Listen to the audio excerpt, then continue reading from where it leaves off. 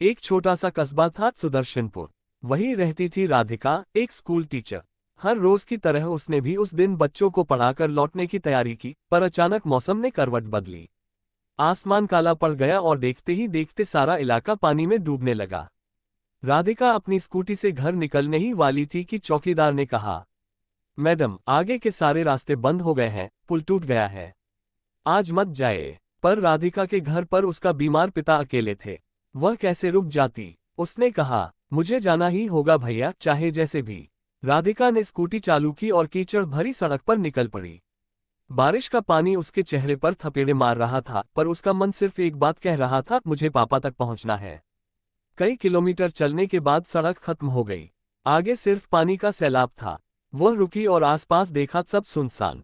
तभी एक ट्रक वाला दिखाई दिया। उसने हाथ हिलाया, भैया, शहर तक जाने का रास्ता खुला है क्या? ट्रक ड्राइवर बोला, मैडम, कोई रास्ता नहीं खुला, पर अगर हिम्मत हो तो जंगल के रास्ते से जा सकती हैं। लोग डरते हैं, पर वही एक रास्ता है। राधिका ने अपनी स्कूटी वहीं छोड़ दी और बारिश में भीगते हुए जंगल की ओर चल पड़ी। जंगल अंधेरा, पेड़ों की सरसराहट, बीच बीच में झींगुरों की आवाजें। हर कदम पर उसे लग रहा था जैसे कोई उसका पीछा कर रहा है। अचानक पीछे से किसी ने कहा, कहाँ जा रही हो बेटी? वह मुड़ी, देखा एक बूढ़ी औरत थी। उसके कपड़े भीगे हुए थे, आंखें लाल थीं, हाथ में लकड़ी की लाठी। मैं अपने घर जा रही हूँ, रास्ते बंद हो गए हैं, राधिका बोली। बूढ़ी औरत मुस्कुराई, बोली, सारे रास्ते बंद हो जाएं तो भगवान एक रास्ता जरूर खोलता है, पर उसे पहचानने के लिए दिल साफ होना चाहिए। और फिर अचानक वह औरत गायब हो गई। राधिका चौंक गई, ये सपना था या हकीकत? लेकिन उसके पैरों के पास जमीन पर कुछ पड़ा था, एक पुराना लाल कपड़ा, और उस पर लिखा था, जहां डर लगे वही सच्चा रास्ता होता है। राधिका ने कपड़ा उठाया और आगे बढ़ी। जंगल के बीच उसे एक टूटी फूटी झोपड़ी दिखाई दी। अंदर रोशनी थी। वह हिम्मत करके अंदर गई तो देखा, वहां 3 छोटे बच्चे बैठे थे जो बारिश में फंस गए थे। उन्होंने कहा, दीदी, हमें घर नहीं मिल रहा, मम्मी पापा का पता नहीं। राधिका का दिल पिघल गया। उसने कहा, डरो मत, मैं तुम्हें सुरक्षित ले जाऊंगी। उसने उन्हें साथ लिया और टॉर्च जलाकर आगे बढ़ने लगी। रास्ते में नदी का बहाव बहुत तेज था, पुल बह चुका था।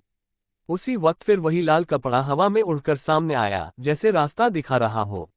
वह बच्चों को लेकर उसी दिशा में चली और एक पुराने मंदिर तक पहुंची। मंदिर में पुजारी भी फंसे हुए थे। पुजारी ने कहा, बेटी, भगवान ने तुम्हें यहाँ इसलिए भेजा है कि तुम सबकी रक्षा कर सको।